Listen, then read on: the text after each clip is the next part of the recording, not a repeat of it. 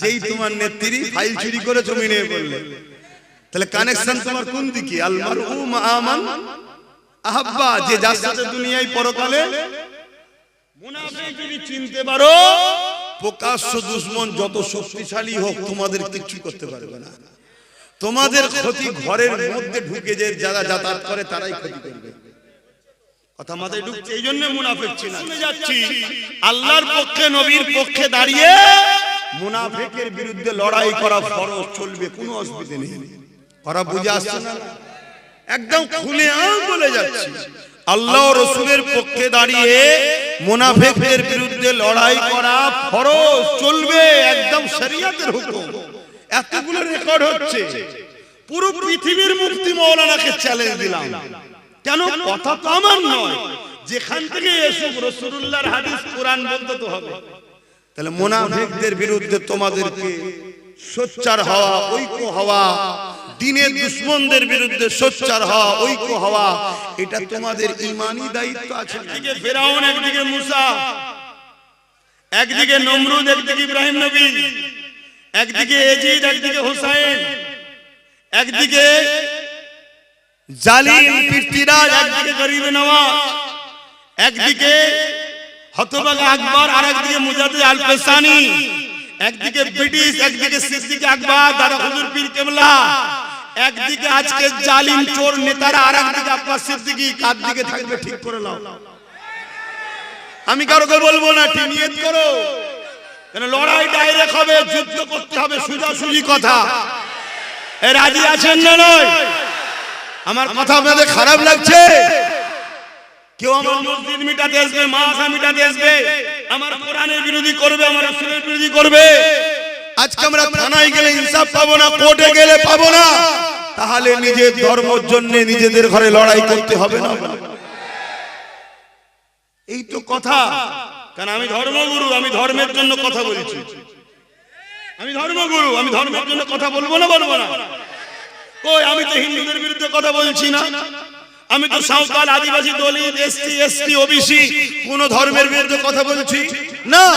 আমাদের লড়াই হিন্দুদের বিরুদ্ধে নয়, আমাদের লড়াই আদিবাসী, দলিত, সাঁওতাল, বাগদি, দুলে, মুচি, যত ধর্মের মানুষ আছে কারো বিরুদ্ধে আমাদের লড়াই নয়। আমাদের লড়াই হলো আমার ধর্মের যে বিরুদ্ধে, তার বিরুদ্ধে। কথা কি বলা কি ভুল? কেন আমার এই কথা বলতে ইচ্ছা যাচ্ছে? কেন আমি ভালোবাসি, তাই আমার কানেকশন আছে কোরআনের সাথে, রাসূলের সাথে, তাই আমাকে বলতে মন যায়। আপনাদের শুনতে মন যাচ্ছে তো নাকি? কিন্তু এত বড় বড় সব নেতা, এত বড় বড় পদ, ক্ষমতা হাতে, পুলিশ হাতে, কি নিরীহ লোককে কেস দিবার জন্য পুলিশকে জোর করে প্রেসার দাও, ওকে কেস দিতেই হবে, নাই তোমাকে ট্রান্সফার করে দেবো, তোমাকে ডিমোশন করে দেবো। আর বেচারি নিরীহ পুলিশ তারা কি করবে? বাধ্য হয়ে কেস দিচ্ছে। তখন তোমার ফোনের জোর থাকে, তাকতের জোর থাকে, আর তুমি একটা কেস করতে পারলে না। বলো, আজকে যদি মন্ত্রী কেস করতো, এমএলএ কেস করতো, এমপি কেস করতো, এইভাবে যদি 50-60টা কেস হতো নেতাদের দ্বারা, তাহলে এই কেসটা জটিল হতো না? হতো না? কেউ কেস করেছে? আমি একটা জিনিস বুঝাতে চাইছি, কেন করে? সম্পর্ক নেই, তাই। বাবেরা, নওজওয়ানেরা, আবু বকর সিদ্দিকের সঙ্গে সম্পর্ক ছিল, তাই দাড়ি দেখলে শুধু মুসলমান ভাবলে হবে না, টুপি থাকলে মুসলমান ভাবলে হবে না, রোজা রাখলে মুসলমান ভাবলে হবে না। কেন? মুসলমান জন্মসূত্রে সবাই, কিন্তু সব মুসলমান জান্নাতে যাবে না। জান্নাত যেতে গেলে ঈমানটা লাগবে। ঈমানটা কি? আবার বলে দি, নিজের জানের থেকে আল্লাহ ও রাসূলকে মহব্বত করে মেনে নেওয়া। এ যুবকেরা, তরুণেরা, সব জায়গায় মাথা গলাও, সব জায়গায় ঝগড়া করো, সব বিষয়ে বাইট দাও, সব বিষয়ে কেস করো, সব বিষয়ে কথা বলো।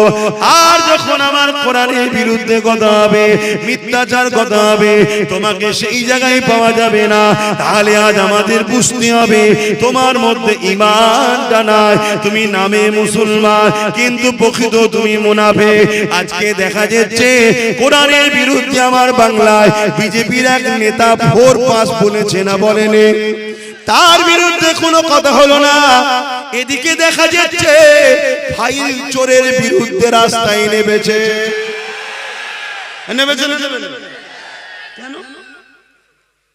কেন কেন এটা তো প্রশ্ন আমার, যে ও তো চুরি করলো ফাইল, তো ওর হয়ে তুই রাস্তায় না, আপনি কি ব্যাপার রে? বলছে না আমি ওকে ভালোবাসি, ওর সাথে আমার কানেকশন আছে। ও তাহলে ভালোবাসিস বলে নেবেছিস, কানেকশন আছে বলে নেবেছিস, কিন্তু আমার রাসূলুল্লাহকে আমার কোরআনের বিরুদ্ধে কথা বলবি না বলিনি কেন? তাহলে কানেকশন নেই। আমি কি বুঝাচ্ছি শুনছেন তো? আমি শুধু চিনাতে চাইছি ইসলামের যুগে যুগে ক্ষতি অমুসলিমরা করেনি, মুনাফিক মুসলমানরা করেছে। আজকে যত জায়গায় মার হচ্ছে দেখো, সব মুসলমান এলাকায় মুসলমানরা মারছে। চলে যাও অমুসলিম এলাকায় কোনো অশান্তি আছে কি দেখো তো। একসাথে সব দল মিলে একসাথে বসছে, একসাথে চা খাচ্ছে, একসাথে গল্প করছে। কেন? ওরা সবাই জানে যেই জিতুক মালিক তো আমাদের। কথা বুঝে আসছে না? না, এইখানে দেখুন শুধু মুসলিম এলাকায় অশান্তি, আর করাচ্ছে কারা? মুমিন মুসলমানদের উপরে মুনাফিক মুসলমানরা ঘাড়ে বসেছে। এবারে এই ঘাড় থেকে মুমিন মুসলমানরা এখন নাবাতে চাইছে, কেন? মুনাফিক চিনতে পেরে গেছে, নাবিয়ে দিতে চাইছে। আর যখনই নাবাতে চাইছে তখনই কিন্তু অ্যাকশন হচ্ছে। আমার কথা কি আমার আব্বাদের জিজ্ঞেস করছে, অসুবিধা হচ্ছে আব্বা? এটা জিনিস বুঝাচ্ছি আব্বা, না হয় ভুল জায়গায় হাত দেবেন, ভুলের সাথে চলে যেতে হবে। আল্লাহ নবী মদিনা নববী শরীফে বসে আছে, এমন সময় একটা গ্রাম্য মানুষ চলে আসলো। আল্লাহ নবীকে জিজ্ঞাসা করতে লাগলো, ইয়া রাসূলুল্লাহ হাবিবাল্লাহ, কিয়ামতটা কবে হবে? আল্লাহ নবী বললেন, বাবা ছেলেরে, কিয়ামত অবশ্যই একদিন না একদিন হবে। কেন? আল্লাহর কোরআন বলেছে, ইযা ওয়াকাতিন ওয়াকিয়া লাইসা লিওয়াকাতিয়া কাযিবা। কিয়ামত অবশ্যই হবে, যার মধ্যে কোনো সন্দেহ মিথ্যা নাই। তবে বাবা ছেলে, মাদাতালাহা, তুমি কিয়ামতের জন্য কি করেছো বাবা? ওই মানুষটা বলতে লাগলো, ওই যুবকটা বলতে লাগলো, ফাকামাদাতুলহা কাসীরা সালাতি ওয়া সিয়ামি। ইয়া রাসূলুল্লাহ হাবিবাল্লাহ, বেশি বেশি নামাজ রোজা করতে পারিনি, ইল্লা তবে আন্নী উহিব্বুল্লাহ ওয়া রাসূলুহু, আমার অন্তরে, আমার কলবে, আমার হৃদয়ে সব থেকে বেশি আল্লাহ ও নবীকে মহব্বত করি। এই কথা শুনে রাসূলুল্লাহ কি উত্তর দিয়েছিলেন? আল মারউ মা মান আহাব্বা।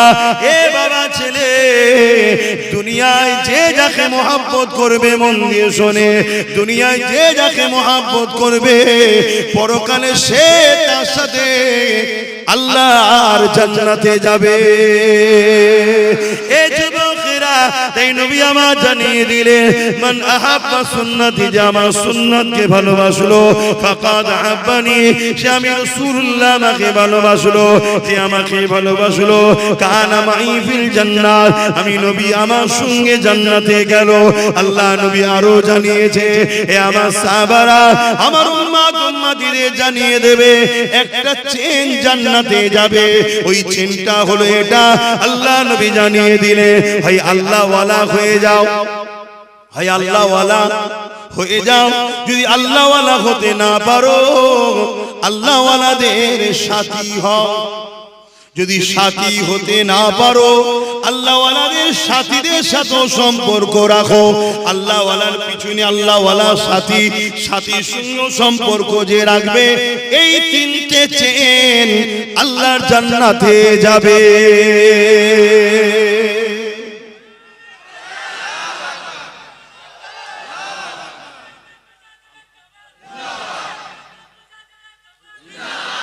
শোনেন তাহলে মন দিয়ে, শুনছেন তো? তাহলে কানেকশন রাখলে, সম্পর্ক থাকলে লাভ আছে না? না। তাহলে প্রথম সম্পর্ক হয় আল্লাহ ওয়ালা হও। যদি হতে না পারো, আল্লাহ ওয়ালাদের সাথী হও। আর সাথী যদি হতে না পারো, ওর সাথীর সাথেও বন্ধুত্ব রাখো। এক আল্লাহ ওয়ালা তো জান্নাত যাবে, তার সাথে বন্ধুত্ব রাখার জন্য সেও যাবে, সেই বন্ধুর সঙ্গে বন্ধুত্ব রাখার জন্য এও যাবে। জোরে বলুন সুবহানাল্লাহ। কথা শুনছো? কেন? সম্পর্ক। তাহলে আল্লাহ ওয়ালার সঙ্গে সম্পর্ক রাখলে যদি জান্নাত হয়, তার সাথীর সঙ্গে সম্পর্ক রাখলে যদি জান্নাত হয়, কোরআনের সঙ্গে সম্পর্ক, কোরআনের প্রেম, রাসূলুল্লাহর প্রেম জান্নাত যাবে না যাবে না? তা আমার প্রেমের একটা নমুনা দেখাতে হবে, প্রেমের একটা নমুনা দেখাতে হবে। আচ্ছা আব্বা আপনি বলুন, আপনার সামনে যদি কেউ আপনার ছেলের সামনে আপনাকে ছোট বড় কথা বলে আর আপনি যদি চুপ করে চলে আসেন, আপনার ছেলে যদি চুপ করে থাকে, আপনি কি ছেলেকে ভালো নজরে দেখবেন? যারা আমাকে বললো তুই কিছু বললি নি, ছেলে তখন বলছো আব্বা ও যদি আপনাকে বলে কি আর যায় আসে, আপনি তো আপনিই আছেন, এটাকে আপনি খুশি মনে নেবেন? কোরআন কার কথা? তাহলে আল্লাহর কথাকে কেউ বলবে হিংসা ছড়ায়, আর তোমাকে আল্লাহ একটু পাওয়ার দিয়েছে, তোমার তো একটু কলমের খোঁচা দেওয়া দরকার ছিল, তুমি দিলে না, দিলে না, একটু রাস্তায় নামলে না।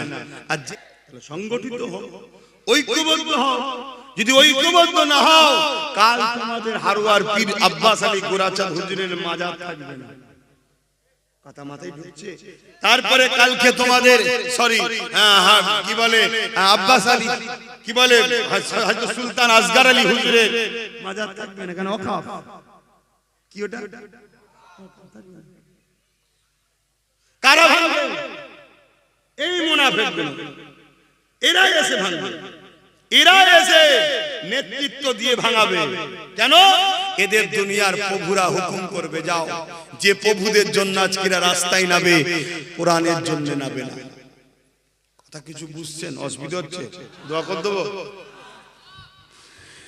আবেরা আমার আবু বকর সিদ্দিক সাহাবাদেরকে দুটো কথা বললো। প্রথম নম্বর কথা হলো বুঝাবো, যদি না বোঝে আমি আবু বকর, কেন আল্লাহ বলেছে কুনতুম খায়রা উম্মাতিন উখরিজাত লিন-নাস তা'মুরুনা বিল মা'রুফ ওয়া তানহাউনা আনিল মুনকার। অন্যায়কে রুখে দাও হাত দিয়ে, আর অন্যায়কে মিটিয়ে দাও হাত দিয়ে, ন্যায়কে প্রতিষ্ঠিত করো। যেমন আমার দেশের আইন আছে, কেউ যদি আমার দেশে সন্ত্রাসী করে তার বিরুদ্ধে আইন রয়েছে, প্রশাসন তাদেরকে জেলে দেবে, আইন তাদেরকে মৃত্যুদণ্ড দেবে। আচ্ছা না? ঠিক তেমন ইসলাম আমাদেরকে আইন দিয়েছে, এটা আমার ধর্মের আইন। কেউ যদি জুলুম করে, সন্ত্রাসী করে, আমার আইন আমাকে জানিয়েছে, ইসলাম জানিয়েছে, তার বিরুদ্ধে লড়াই করে সমাজকে সন্ত্রাস জালিম মুক্ত করতে হবে। কিয়ামতের দিনে আল্লাহ আমাকে প্রশ্ন করবে, ওরে আমার বান্দারে, আমার জমিনের উপরে সন্ত্রাসীদের মোকাবেলা তুমি করেছো কি বলো? আমার জমিনের উপরে জালিমদের বিরুদ্ধে মোকাবেলা করেছো কি বলো? আমি গল্প বলছি নি বাপজানেরা, এত চ্যালেঞ্জ দিচ্ছি, কেউ তো আমার মোকাবেলায় কেউ দাঁড়ালো না। কিন্তু মনে রেখে দিও, কুনতুম খায়রা উম্মাতি উখরিজাত লিন-নাস তা'মুরুনা বিল মা'রুফ। আমাদেরকে আল্লাহ দুটো কাজ দিয়েছে, অন্যায়কে মিটিয়ে দাও, ন্যায়কে প্রতিষ্ঠিত করো। এই হযরত আবু বকর সিদ্দিক 10,000 সাহাবাদের নিয়ে মুসাইলামাতুল কাজ্জাবের উদ্দেশ্যে রওনা দিলে। কেন 10,000 সাহাবা নিয়েছে? কেননা মুসাইলামাতুল কাজ্জাব 90,000 সৈন্য নিয়ে পাহারা দিয়ে বসে আছে। কত? 90,000। আর নিয়ে যাচ্ছে কত? 10,000। 10,000 সাহাবাদের মধ্যে একটা কেউ বলেনি ভাই ও তো 90,000, একটা কেউ বলেনি। কেন? 10,000 সাহাবার মধ্যে একটা চেতনা আছে, আল্লাহর খুশির জন্য জীবন দেব। জোরে বলুন সুবহানাল্লাহ। 10,000 সাহাবা জানে আমরা তো শুধুমাত্র মাধ্যম, ফায়সালা তো আল্লাহ। জোরে বলুন সুবহানাল্লাহ।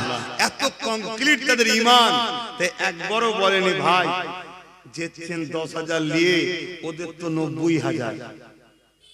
কিন্তু আমরা অনেক সময় ঘাবড়ে যাই যে সবই ঠিক আছে, ওদের দিকে এই আছে, ওদের দিকে এই আছে, ওদের দিকে এই আছে। তোমার দিকে কিছু যদি নাও থাকে, তুমি যদি হকের পক্ষে হও, তুমি কেন ভাবছো না তোমার সাথে আল্লাহ আছে? আর আল্লাহ যার সাথে থাকে তার কোনো সমস্যা হয়? আমিও তো রাত বিরোধ ঘুরে বেড়াই। অনেকে বলে যে তুমি এইসব রাত্রিরে ঘুরছো, কিছু ছেলে পুলে কিছু নিয়ে কি হবে? প্রয়োজন একজন পানি দিবার, জ্যাকেট ধরা, একটা থাকে, আর আরেকজন চালাবার প্রয়োজন। তাই আর কেউ নেই তো। কেন? আমার ঈমান বলছে আমার আল্লাহ আমার সাথে আছে। আর আল্লাহ যার সাথে থাকে তাকে যদি দুশমন সামনেও দেখে এই মুখটা দেখবে না, অন্য দেখবে, যেটা নয় রে ছেড়ে দে। এ ক্ষমতা আল্লাহর আছে না নাই? তার একটা নমুনা বলে যাচ্ছি। ঈসা আলাইহিস সালামকে মারার জন্য ঢুকেছিল না, ক্রুশবিদ্ধ হয়েছিল জানেন তো? ঈসা নবীকে মারার জন্য ঢুকেছিল।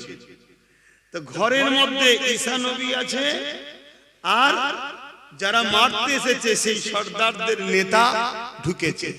যেই প্রথম ঢুকেছে আল্লাহ সঙ্গে সঙ্গে ঈসা নবীকে চতুর্থ আসমানে তুলে নিয়েছে, আর সর্দারের চেহারাটা ঈসা নবীর মতো করে দিয়েছে। এইবারে বাকি পাবলিক যেই ধরেছে একটু ধরে ফেলেছে, বলছে না রে আমি তোদের সর্দার তো রে। বলছে সর্দার তুই তো সেই ঈসা। তাকে ধরে নিয়ে ক্রুশবিদ্ধ হয়েছে। ঈসা নবী ক্রুশবিদ্ধ হয়নি। ঈসা নবী চতুর্থ আসমানে আছে, উনি আমার নবীর উম্মত হয়ে আসবে। জোরে বলুন সুবহানাল্লাহ।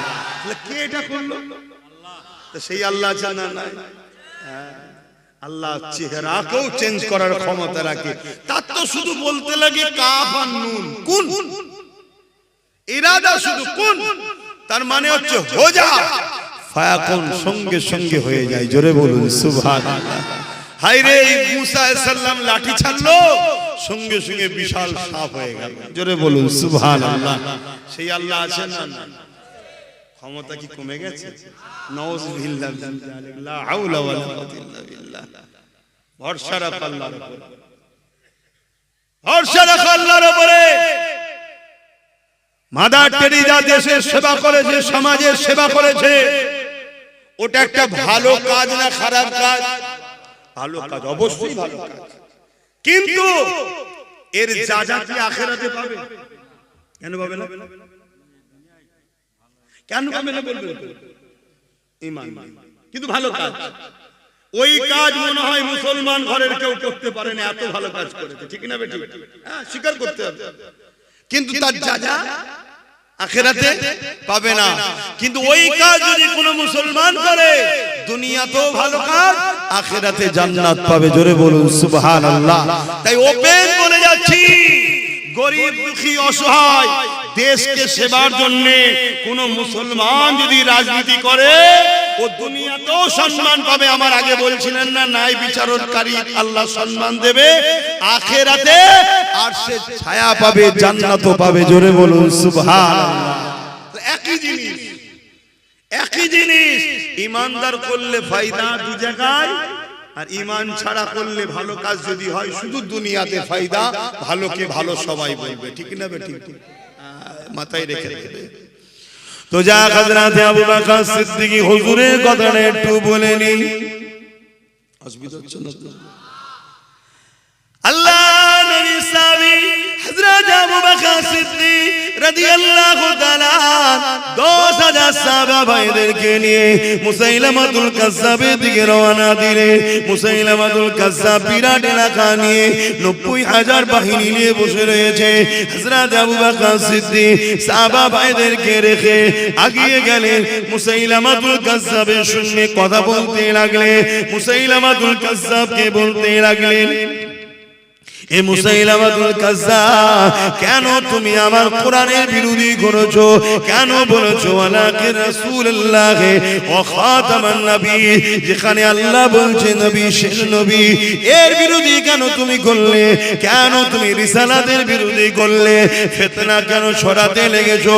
তুমি তোমার কথাকে উইড্রো করে নাও। মুসাইলামাতুল কাজ্জাব দেখতে লেগেছে আবু বকরের দেখে মাত্র 10000 সৈন্য রয়েছে, অপরদিকে আমার দিকে 90000 রয়েছে। এই সুযোগকে আমাকে কাজে লাগাতে হবে, এই সুযোগ হাতছাড়া করলে হবে না। এই সুযোগে আবু বকর 10000 কে মেরে ফেলতে হবে। যেমন আজকে অনেকে ভাবতে লেগেছে যে আমাদের হাতে রাজ পাওয়ার আছে, এত কিছু ক্ষমতা আছে, এই সুযোগে মেরে ফেলো। ভাবছে না? ভাবছে না? কিন্তু ফাইসাল না, তার ভাবাতে হয়। বলো, নমরুদ চেয়েছিল পৃথিবীর রাজা, আমি সব কিছু করব। তার ইরাদা বাস্তব হয়েছে? খোঁড়া মশা আক্রমণে মারা গেল। ফেরাউন সে বিরাট বড় রাজা ছিল, লাস্টে নীল নদে ডুবে মরলো না। চিঙ্গিস খান সে পুরো পৃথিবীকে দখল করতে চলেছিল, লাস্টে এমন কঠিন সমস্যায় পড়লো, পৃথিবীর রাজা হওয়ার যা স্বপ্ন সে নিজে থেকে নিজে আত্মহত্যা করলো। জানেন ইতিহাস? ফাইসাল্লাহ তুমি আমি কি বলছি ওটা নয়, ফাইসাল্লাহ উপর থেকে হয়। দুনিয়া চাইবে এই সুযোগ ভাঙরের মুসলমানদেরকে মেরে ফেলো, এই সুযোগ সবাই মিলে ঘিরেদেরকে শেষ করে দাও, এই সুযোগ মুসলমানদেরকে মেরে ফেলো, আমাদের হাতে সব ক্ষমতা আছে। অত সহজ নয় বন্ধু, ফাইসাল্লাহ আল্লাহর পক্ষ থেকে হয়। কথা মাথায় ঢুকছে? কিন্তু আমাদের ডিউটি কি? আগুনে হাত দেওয়া না আগুন থেকে হাত দূরে রাখা? জোরে বলো। এইটা তো মানব, এইটাই তো মনুষ্যত্ব। জ্ঞান আল্লাহ দিয়েছে, হাত দিবার নয়। তাহলে ইচ্ছা করে আগুনে হাত দিবা যাবে না। তাহলে আজকে আমি যে বুঝতে পারছি পরিস্থিতি কি হচ্ছে, তারপরেও যদি আমি কম্বল মুড়ি দিয়ে 10টা পর্যন্ত ঘুমোই, তাহলে এটা আমার ভুল হচ্ছে নয়। আমার তো উঠতে হবে, প্রস্তুত হতে হবে, তৈরি হতে হবে। বাকি সব বুঝতে পারছেন তো নাকি? হ্যাঁ, একটু বুঝলেন, একটু বোঝেন। হযরত আবু বকর সিদ্দিক যখন 10,000 নিয়ে গেছে, মুসাইলামাতুল কাজ্জাব ভাবছে আরে এরা তো 10,000, আমার 90,000, কোনো ব্যাপার না, মেরে ফেলবে এদেরকে। হযরত আবু বকর সিদ্দিক বারবার বোঝাতে লেগেছে, মুসাইলামাতুল কাজ্জাব কোনো কথাই কান দিচ্ছে না।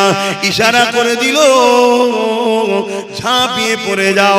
ইশারা যখনই হয়ে গেল, মুসাইলামাতুল কাজ্জাবের সৈন্যরা আচমকা আবু বকর সিদ্দিকের সৈন্যদের উপরে, সাহাবাদের উপরে হামলা করে দিল। এই আচমকা হামলাতে সাহাবা ভাইরা বড় শহীদ হয়ে গেলে, বেশ কিছু সাহাবা ভাই শহীদ হয়ে গেল। এ মুসলমান ঘরের ছেলেরা, হাতকে কাঁপালে হবে না, মনকে কাঁপালে হবে না, অন্যায়ের সঙ্গে কখনো আপোষ করলে হবে না, অন্যায়কারীর উপরে দয়াও দেখালে হবে না। তুমি যদি অন্যায়কারীর উপরে দয়া দেখাও, অন্যায়কারীর সুযোগ পেলে তোমাকে কিন্তু কামড়াবে। যেমন কদিন আগে বললাম, শুনছেন তো? আজও বলে যাচ্ছি, জুলুম কখনো করবে না। আর কেউ জালিম যদি হয়, তাকে মারার জন্য কখনো দিলের মধ্যে ময়া আনবে না। মনে থাকবে তো? হ্যাঁ, একটা হুজুরের হিসাবে তার ছাত্রকে, তার অনুসারীকে শিক্ষা দিয়েছি, যদি এই শিক্ষা কবুল না করো, কাল তোমার বাচ্চাকে কাফন করতে হবে। তুমি দয়া দেখাচ্ছ, দয়া দেখাও ভালো লোকের উপরে, সাপের উপরে কখনো দয়া দেখাতে না।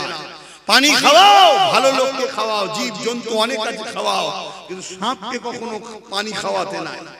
ও যেই তোমার পানিটা খেয়ে একটু তাজা হবে, অমনি তোমাকে প্রথম ফস মারবে, কারণ ওর কাজই হচ্ছে ছবল মারা।